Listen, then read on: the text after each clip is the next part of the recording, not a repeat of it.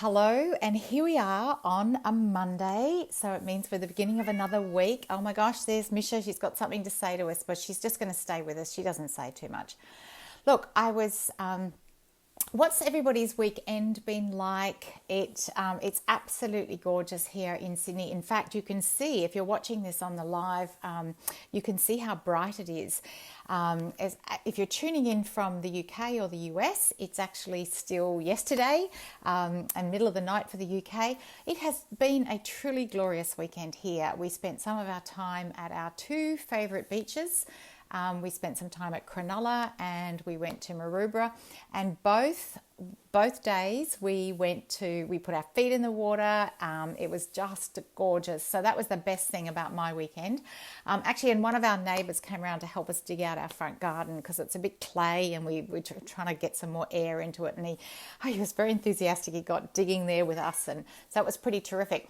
So jump into the chat and let me know what was the best thing about your weekend. What was good about your weekend? I'm really looking forward to seeing that and hearing what's been great for you.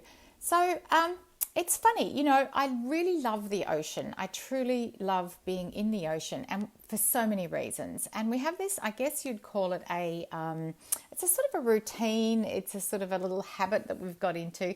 And what happens is that as I get my feet wet, it's like, oh, that's so cold. And can you just imagine what it's like when your feet are hot because you've been walking in your shoes? And, we've often walked a few kilometers along the boardwalk and along the cliff tops. And then we come down and we put our feet in the water and it's just icy cold and it feels so good, but it's, yikes, that's cold. And then within a few minutes, you sort of think, oh, it's actually not that bad, is it? So we have a bit of a laugh because I always say, oh, it's actually not so bad. And that's kind of how things are, isn't it? I love that feeling, that initial freezing. And Wim Hof, we call it the Wim Hof, because Wim Hof is the man from Iceland who has just made this so popular, this idea of jumping into the ice bath and giving ourselves an ice bath. So he's created this huge following of people. But, the Europeans have been doing this for years. Anyway, thanks for sharing the parts of your weekend. It's Monday, so it's another week. And, I said last week I was going to talk this week about fear and about a technique that I have used to cultivate this friendship that I have with my fears. Years ago, I was making a presentation and I knew my stuff and I was fully prepared and I was wearing the right outfit and all my pens were working and my flip charts, my whiteboards, everything was absolutely as it should be. And I'd done my breathing and my eyes were closed and then a little more breathing and, my video was working. Everything was good. And yet I had this incredible feeling of apprehension. And that feeling persisted. And I thought, why have I got this incredible feeling of apprehension? And I had this little voice said to me, Ingrid, it's because this matters. It's because this matters to you so much. And it really matters. And that's why you have these butterflies. That's why you have this feeling. And it did. It was a really important presentation and I wanted it to go really well. It was important for me that it would go well. So the word butterflies reminded me of a workshop that I had done some time ago. And that butterfly feeling represent the fear that we feel when something might not work. That feeling when something might not go the way we want it to. The feeling that I would forget something, that something might go wrong in the presentation. So have you ever had that butterfly feeling? That's something inside you that when you go to make a phone call to a new client, or when you return a client's call, or when you're doing some kind of outreach and a marketing project, when you're making a video, when you're writing your emails for your newsletters, when you're putting a blog out there on your website. And a few of you have commented and contacted me since the livenars that we've done over the last couple of weeks and saying, I truly want to be part of the 1%. I truly want to stay true to my beliefs that, I want to do that. And yet at the same time, Ingrid, I'm afraid. I'm afraid to put myself out there in the world. And last week I talked about taking risks. And the truth is it takes courage to take risks. Type in there if you think it takes courage to take risks. Just type yes or give me a thumbs up. So where do we get courage from? To have courage, I believe that courage comes from this acknowledgement and becoming friends with fear. Not that punch it in the face kind of courage that we hear about, not that punch it in the face, kick it to the curb. You know, I really believe that the best way we cope with those fearful feelings is to develop a friendship with fear. Hello, Louisa. Lovely to see you there. Thank you. And Mark, you're there as well. And I know there's a couple of others listening, but I can't always see everybody who's there. So type in your name and tell me where you are if you've joined us. So let me tell you about this workshop that I went to a while ago. And maybe like me, you enjoy understanding how our brains work. Please, are you interested in, hello Louisa, are you interested in how our brains work? Bridget, hi, lovely to see you. So our brains have developed over millions and millions of years of evolution, and this is such an important aspect to remember. Truly, in evolutionary terms, it's really not that long ago that we were very much cave people. And what is the number one job of our brains? What do you think? What is the number one job of our brains? Our brains' number one job is to keep us alive. It is absolutely to keep us alive, and specifically it keeps us alive by preventing you from doing new things. So type into the chat or write in your workbook, my brain's number one job is to keep me alive and keep me safe, and it does this by preventing me doing new things. So again, we'll just say it. My brain's number one job is to keep me alive, keep me safe by preventing me from doing new things. So you've heard of flight or fight or freeze. And in fact, we've got one of our little cats. She freezes. When she's frightened, she just freezes. So that's the brain keeping us alive when we flight or fight or freeze. It's protecting us. And for millions of years, this is at the very cortex of how the brain and how it works. Its job is to keep us alive. So all the things your body does is orchestrated by your brain. The brain is amazing. So it breathes, it creates new blood cells, it tells the body to blink. All the things that are done to help us stay alive are orchestrated by our massive brains. That's our brain doing its job. So let's think about how we spend our days now. Right now, we run businesses, we develop products, we jump out on social media, we're writing newsletters, we're phoning clients, and all of this is a relatively new aspect of the evolutionary development of our brains. So our brain has been keeping us alive for eons, and now we're doing all these things that are about having a business and all the other things that we're doing. So for the brain, and from the brain's perspective, these are all new things, and the brain's job is to protect us from new things. So if the brain doesn't know what something is, the brain says, I don't know what this is. And I don't know what the outcome to this is going to be. And my job is to stop you, Ingrid, to stop you, Bridget, to stop you, Louisa, to stop you from doing anything that I don't know what the outcome is. That's my job. So the brain is actually just doing its job. So the thing is, pretty much everything we do in business, we don't actually know what the outcome's going to be, do we? Our brain is saying, you're going to die if you do that. The brain is saying this will end in your death because its job is to keep you alive, and anything that's new means death. And so we will be forever in this dance with fear.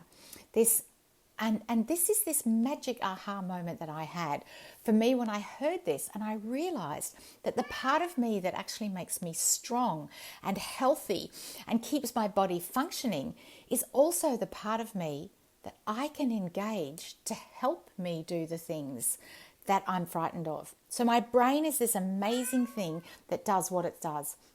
So the brain wants us to be alive and to survive, and it's doing its job when it helps us to do something that stops us from doing something that could harm us, like playing a bigger game in business, like putting ourselves out there on video, by producing new products, by calling clients, all the things that we need to do to be successful in business. And so for everyone listening, your list is going to be different.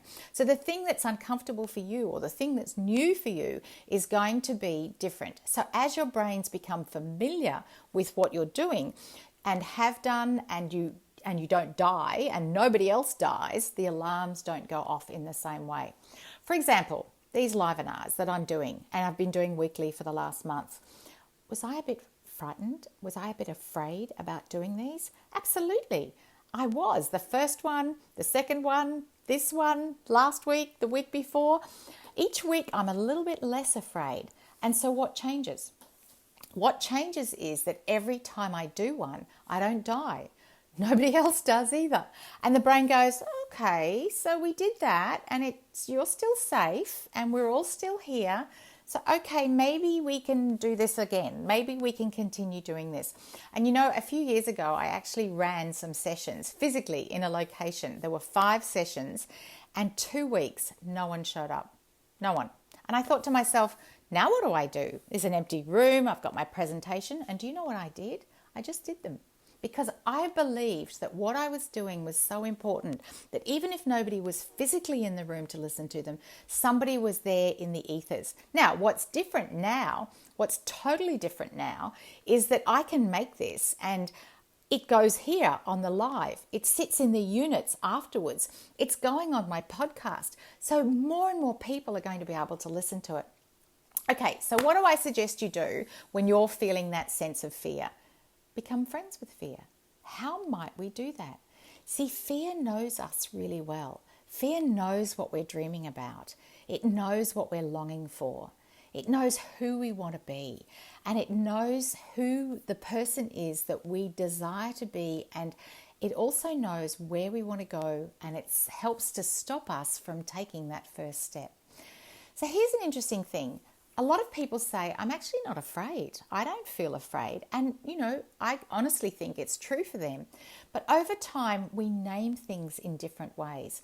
And we have different coping mechanisms and we have different emotions and thoughts. So the first step I took on my path to friendship with fear was to acknowledge that I, in fact, was afraid, that I was fearful and that it was okay. And it was just my brain doing its job. I have this terrific mantra, that mantra of, well, no one actually died.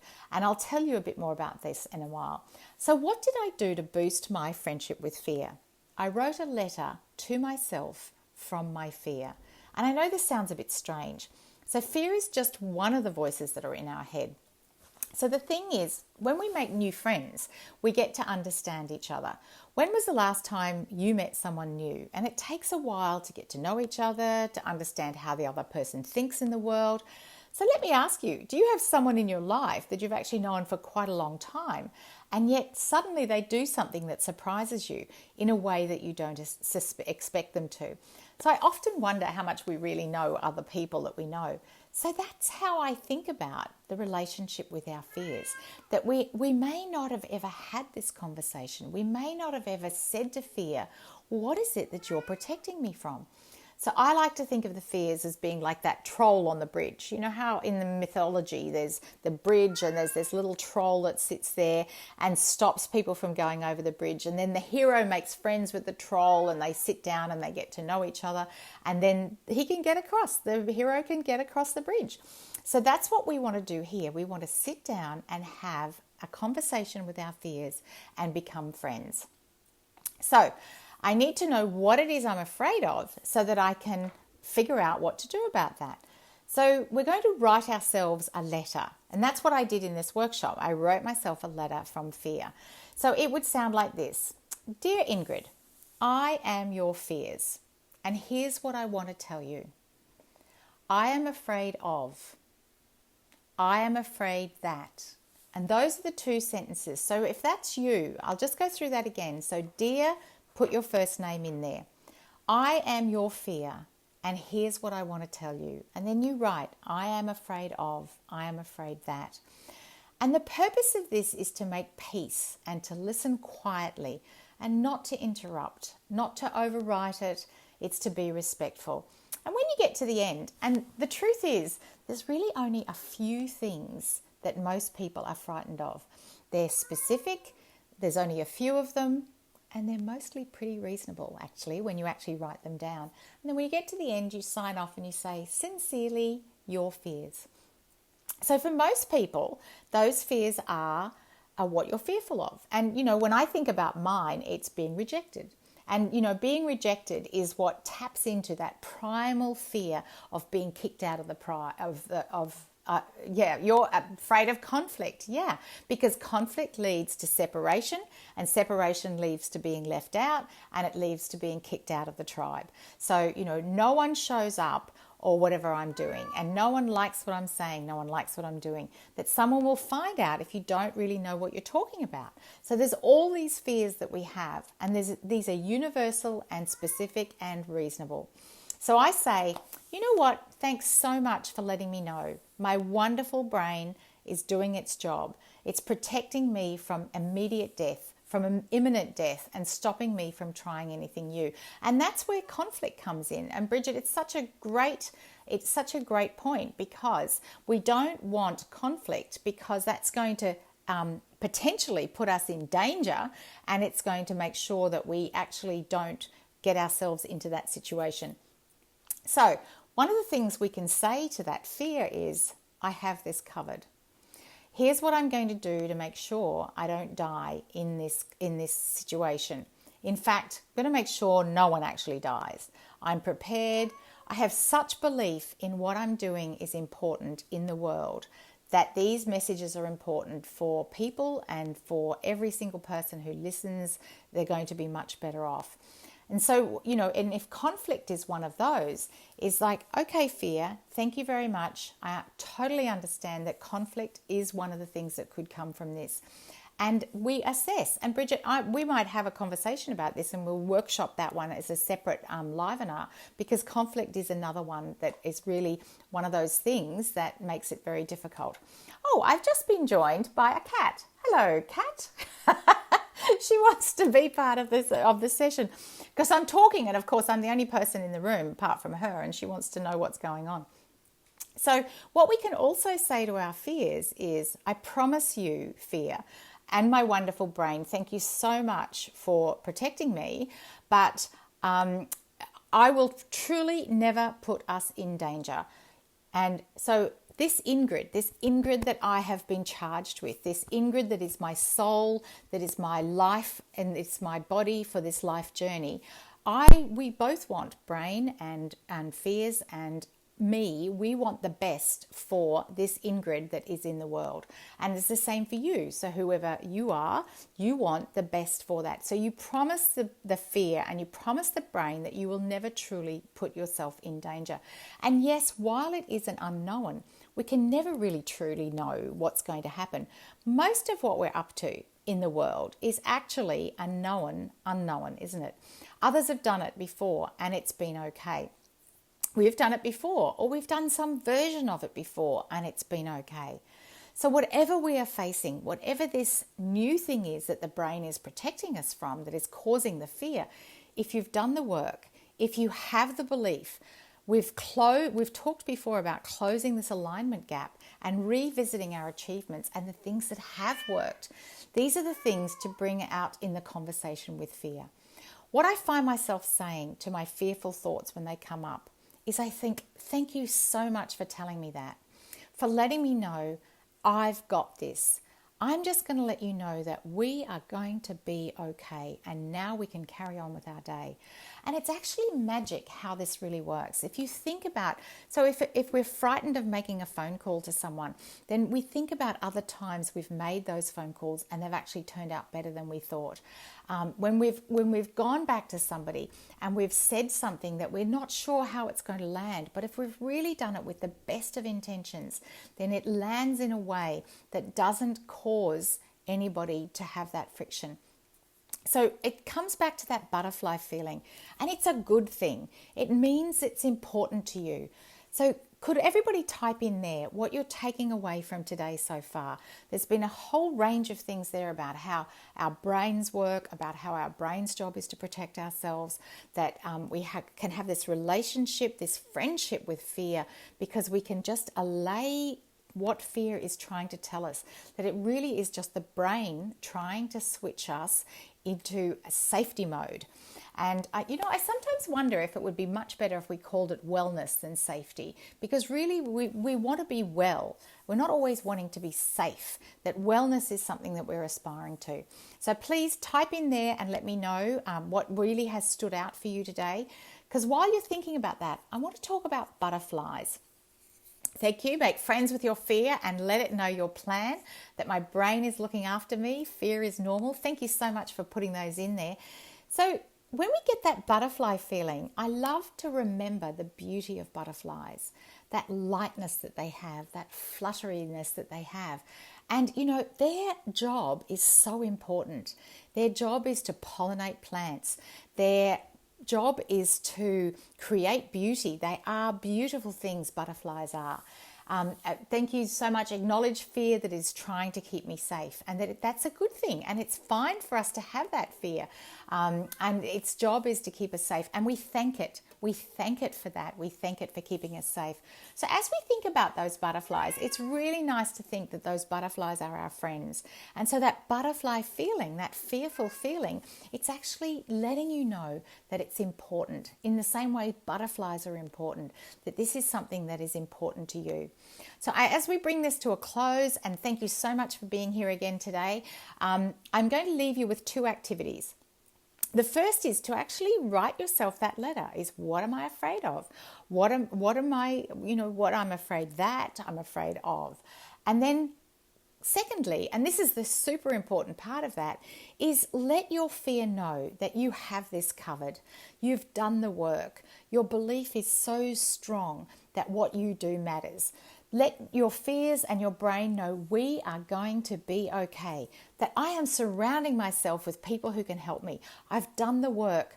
It works for my business. It works in other businesses. We are going to be okay. Thank you, brain. Thank you, fear. I've got this. Thank you for taking care of me.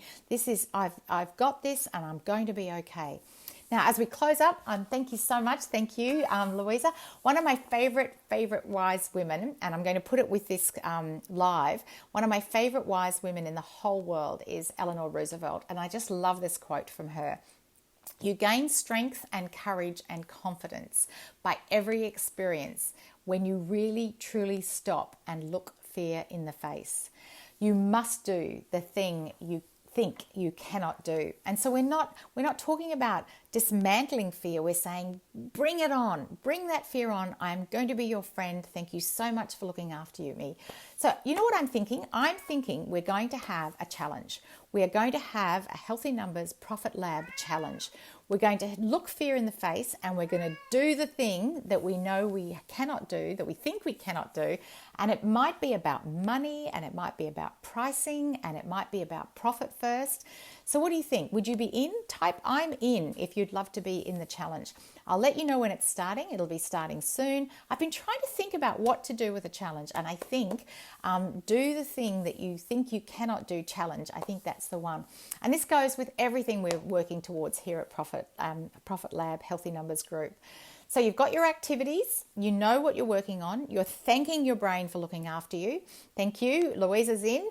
Mark's in, beautiful. Bridget's in. I think Bridget's going to be, is a challenge scary? Yeah, that's okay. So there's a really great point. So just being in the challenge is going to be the first step to being able to say to your brain, I've got this, we're going to keep it covered, we're going to look after each other. So if you've got any questions, drop them in the chat. If you've got any questions, DM me. We're connected through that Facebook. Invite your business colleagues. Invite anybody you know who would like to be in Profit Lab. We're growing this into the most amazing community, the community where you can feel tremendous support to give yourself profit first, to give yourself financial independence, to truly make that difference in the world that I know you want to make. We are changing things. We're changing things the way that business operates. We are thanking our brains for taking care of us.